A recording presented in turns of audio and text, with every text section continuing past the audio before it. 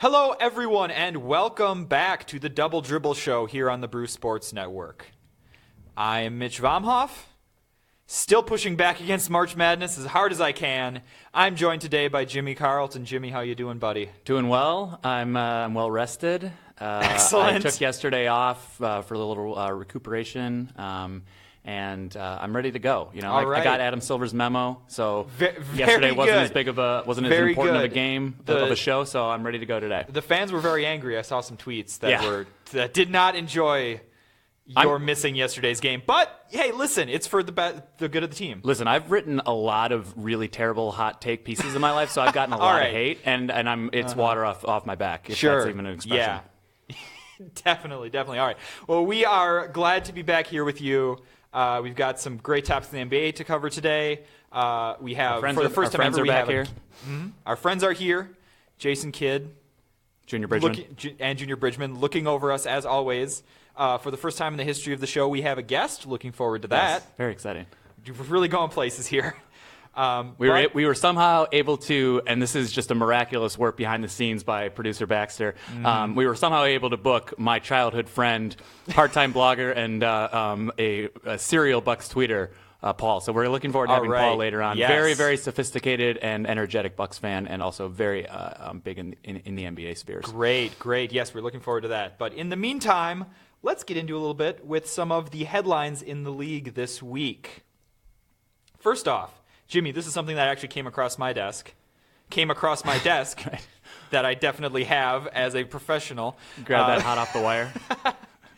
Was a piece in the Sporting News last week talking about a new feature of the collective bargaining agreement that was recently agreed to between the league and the Players Union, obviously, in that NBA players are getting a new venue to channel their frustration about officiating. Hotline bling. Hotline ref. Yeah. That's right. NBA players will now have an opportunity after games to call into a league hotline and talk about the calls that were missed, any unprofessional behavior by officials. Jimmy, what's going on? Do we need this? Like, long gone are the days where like there was no recourse or no outlet for athletes and for coaches and people involved in the games, right? Yeah. Like there is social media. We've seen players unload on social media about calls, about teammates, about things they see in the stands, good or bad. There's now the 2-minute report in the NBA, which we've talked about a little bit about this before. It sort of cuts both ways. I think it's a useful idea to have transparency, but I don't think it really benefits to have the public like us being able to go back over and relitigate some of these plays. This is just another example, though, of like if you're going to have human refs, then you have to live with the human ref consequences of games, and they're going to call the games to the best of their abilities, and they're going to get some calls wrong, and Greg Popovich is going to be a jerk, and as usual, players are going to get upset, and I think it's just part of the game. I mean, just like there's no hotline for when Brandon Ingram goes 3 for 13 because you're mad that he couldn't hit a shot on a given night. I don't think that we need this, and I don't see how it's effective or beneficial for the league. Yeah, I mean, this is obviously a move to kind of appease the players who, as a part of the negotiating process. I'm sure there's some pushback of the players need. There's also a movement where the players are getting more influence in the competition committee, absolutely, governing the rules, stuff like that. So it definitely is a. It's a trend for sure. It's a trend. I'm not sure if it's a good trend. It is. Like you mentioned with the 2-minute report, you're getting a lot of information, but it's not necessarily, I would say, maybe actionable information, and especially when we're talking about players then having some feelings about an official or a play that happened or a call. I just wonder how much impact that would have. I mean, is the league then going to try to differentiate between this player just got mad versus this player had a legitimate complaint? There's a lot to litigate there, and it's definitely. And also, it's 2017. Like, long gone are the days when we needed hotlines for things. Like, I mean, I won't get into all the various things people used to call hotlines for, but whatever you needed a hotline for, I don't think it's relevant anymore. Yeah. We don't need it. That said, shout out to the Nintendo Tips hotline. Those Mortal Kombat 2 codes were clutch. There was also I wish I could remember the name of it, but it was a hotline for Hall & Oates lyrics. You could call it. You could call this hotline and get Hall & Oates. Hello, I forgot what the lyrics to this Hotline and Oates song or something like that. Yeah. Please. And also, like, as a former low-level youth soccer referee, who every time I hear sort of complaints about homerism or bias or whatever, and you know, we had Tim Donaghy in the NBA, right? Like, Yes, we we did. certainly had very high-profile examples of game fixing and of referees being well too aware of the stakes and the odds and trying to take advantage of that. Yeah. I think that it's almost unquestionable that has been taken care of and is almost entirely cleaned out from the NBA. I mean, there hasn't been a word of or sniff of sort of biased, unobjective refereeing for a decade. And I think we're moving forward organically, and we don't need to create this sort of tangential arm to increase players complaining. Like, have Chris Paul complain that he didn't get that third blocking foul, you know, halfway through the second quarter. Yeah, definitely. It'll be interesting to see how this kind of initiative evolves. I really doubt that the league's ever going to say, "Oh no, we changed this thing because of a complaint that like Draymond Green called in," and you know, natural jumping motion and all that stuff. Ian down in the comments definitely agreeing. Get rid of the 2-minute report, please. He makes the very salient point that there's no need to point out the mistakes that the refs make when we can see them live. I mean, yeah, there are compilation videos of referee mistakes at this point, like we all know. So yeah, definitely. We can litigate this on Twitter and effectively. All right, we don't need a hotline for it. Yeah. If there's one place to do things effectively, definitely Twitter. Right. To have your voice heard. Speaking of Baron things, Davis retweeted me like 4 days ago. So I mean, look at you. You're really making it then. And even the smallest man can feel glorious for a day. Exactly. Speaking of doing things effectively, yeah. Serge Ibaka and Robin Lopez got into a little bit of a dust up the other night in what might be the most cohesive NBA fight I've seen in a couple of years. Which isn't to say much. I mean, they kind of just swung and missed at each other before getting pulled apart. Yeah. Classic NBA fight. Classic NBA fight. Hold Me Back is a part of the lexicon in a way that had never been seen before. Well, it's a lot of like, come at me, bro, and then which usually is good posture and peacocking until someone like Kevin Garnett does come at you, and and then you turn away and run like Carmelo Anthony famously did like 5 years ago. Yeah. Any chance we get to have a Carmelo Anthony dig? I think we have. To Yeah. Right? Contractually, I think we actually are supposed to do that.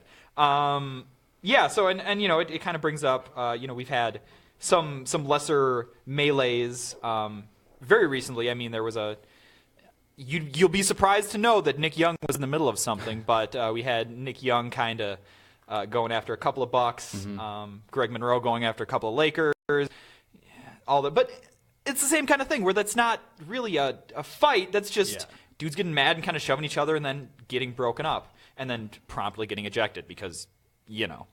Well, Greg, like, okay, we promised we wouldn't talk too much Bucks until Paul gets here. And but to we alienate need to keep bringing it up just 29 to let people know. out of 30 markets. But Greg Monroe epitomizes, I think, why these fights are both hugely entertaining and glorious to talk about and make fun of later, but still completely pointless. I mean, Greg Monroe is the ultimate, like, he's a gigantic human being who gets fouled often and will let you know on every single play that he's just getting murdered. That he deserves and a free throw. He's the whiniest, or like, you know, what's the word I'm looking for? Just make contortioning, demonstrating, demonstrative guy. And he picks fights with guys like Nick Young because they're small and it's easy. But there's never any intention to fight. Yeah. I thought the Curry Westbrook little feud or beef was interesting this week, right? That was a real fun thing to watch live, especially on something as benign as a jump ball. Yeah. And, you know, Russell Westbrook being the insane, crazy intense person that he is, Of course, he's going to get in a fight He during a wants jump to ball win that that he jump isn't even ball. jumping Yeah. on. That's that jump ball to him was like deciding the MVP race. Oh yeah. I mean, that was his finals because. Listen, sorry, Thunder. But I think actually Steph Curry maybe had the best response to an NBA fight that I've seen, which is immediately getting open and drilling a three and running into the tunnel. See you later. That's the ultimate scoreboard, and been there act like you've been there before. That was perfect. It's flawless execution, and just totally big leagued him. And that's probably where we are in the league. Is that the old cliche is the best revenge is bettering yourself. Yeah. Well, the best revenge is an open Steve Curry 3-point shot. I guess. Did you make anything out of their little war of words through the media, where Curry was asked who he thinks is MVP, he says Harden, and then Westbrook says who is he? Yeah, when he was told about it in regards to Steph Curry, the two-time defending MVP, arguably the most popular face of the NBA right now. Yeah, I mean that's just a classic Russell Westbrook kind of like. Whatever, I'm the tough guy, just being so singularly focused and intense that I'm not surprised that Russell Westbrook would come back and say something to that effect, having to defend his honor in the way that Russell Westbrook knows how to when he's not on a basketball court, which is either A, like having a really great outfit, or B, big timing the dude who talked bad about him. So it's just classic all the way around.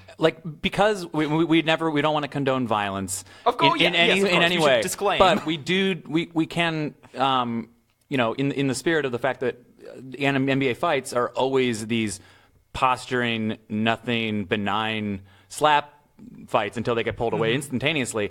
I was going to put it to you, if there was two players in the NBA that you could choose to have a WWE Raw style melee, or are we talking like Hell in a Cell or tables, ladders, and chairs? Whatever. Or I mean, you can okay. chairs included. Right. I was thinking okay. a Timothy Mozgov, Kelly Olynyk kind of matchup. Okay. Big tall white guys just sort of lumbering at each other. But I don't know. Did you have anyone that you would really like to put in a ring? Or on an NBA court where they get separated instantaneously. Yeah. I mean, I've been a big proponent of DeMarcus Cousins in a lot of ways over the last couple of years, but specifically in terms of his ability to put a man through a table. I think DeMarcus Cousins would be a very entertaining wrestler. He seems promising at that. Yes. We'll talk about just a crazy dude in a little bit, but Matt Barnes is a guy that I would, if I needed someone to throw a punch for me, Matt Barnes would be my guy. Yeah. Because he's going to make sure he gets his money's worth. Right. And that's definitely not staying in the ring. He's going to follow, he's going to drive home and follow you and crash his car through your house. Oh, yeah. That one cuts a little close to home. I think that might be a little too real for Matt Barnes. No. But yeah. Oh, great. All Should right. we move on to a sweeter topic, perhaps? Yes. Let's talk about something that's a little bit more down home.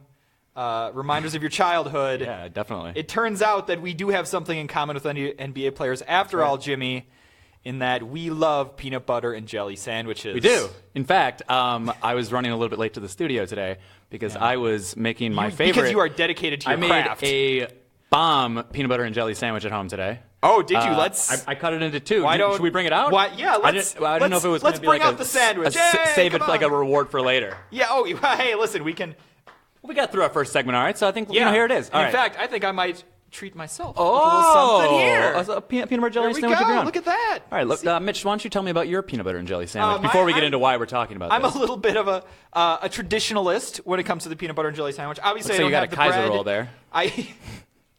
Entirely traditional. Yeah. Listen, I live in a bachelor pad. Yeah. Sometimes you just use the bread you got. Okay. Resourceful. But I do have a very traditional, smooth, I believe Skippy. I don't remember exactly the brand. Skippy or Jif are my two constants. And grape jelly. That's solid. On my sandwich. It's really solid. How about you, Jimmy? You seem to have brought something a little bit more upscale to the conversation. Well, I'm a very sophisticated person with highly refined tastes. Yes. So in that vein, We don't need to talk about the beers that I am going to be drinking later on tonight. Oh, no, completely contradicting that point. Because we're on Brew Sportsnet, we're being shown around the world. I thought I had to make something a little nicer. A little. So this is a nice, a little international grain bread of some sort. There's right. nuts in there. There's seeds. There's some wheat. There is. For those of you watching at home, now you can see it. Yeah, look at that. We'll also we'll peel back the curtain, so to speak. Oh. That's red raspberry jelly preserves, and those are bananas. Please. And that is Jif peanut butter. Bananas. Creamy, because I don't want to be spitting up nuts during the middle of our show. Sure, of course not. We do have these treats. We don't want to eat on the air for you, the viewer at home. But a nice protein packed, high carb and sugar high pushing way for us to a little perk up for the show. Yeah, and if you were getting ready for an NBA game, let's say, you might also enjoy pretty much everything peanut butter jelly sandwich. There was a really phenomenal feature on a topic this benign I thought was really sensationally done in ESPN the magazine this last week, talking about the NBA's, some would call it an addiction with peanut butter and jelly sandwiches. Yeah, like maybe the most benign and adorable addiction that has ever that any sport has ever had to deal with. This was like the talk of the NBA this week, right? This Baxter Holmes really piece resonated in a way that I was intrigued by. Yeah, it really stuck around. This Baxter Holmes piece in ESPN the magazine, I think it was one of those things that we talked about this a little earlier off mic. This is the end of March.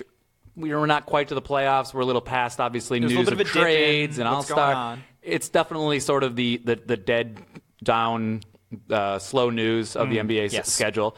And so why not? No better time than to write whatever it was, like a 3,000 word feature story on with multiple the NBA's secret addiction of sandwiches. Oh yeah, really food porn type PB&J. What was it, like slideshows showing you how to make each NBA player's favorite sandwich, and surprisingly there's a lot of variety. I didn't realize that. I guess. Yeah, I meant to mention I also put honey on mine. Oh, geez. So this is some real next level sandwich. Not to rub your superior sandwich making in our faces, but it's speaking of fancy sandwiches, some of these teams out here in the league are offering a ton of different types of breads and all sorts of different peanut butters, almond butters, other sorts of nut butters, and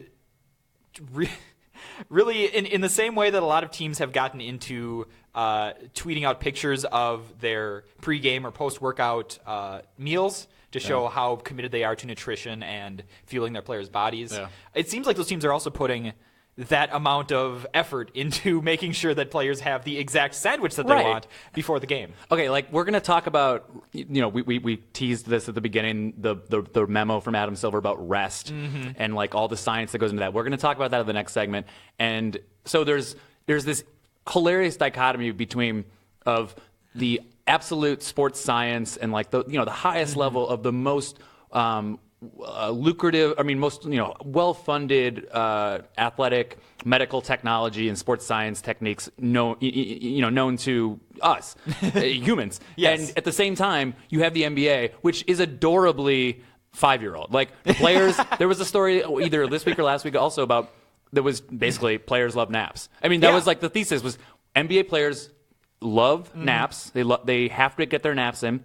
And they love peanut butter and jelly sandwiches. And this is the league we cheer for. And it's also why we cheer for it. Can you imagine this story being written in the NFL?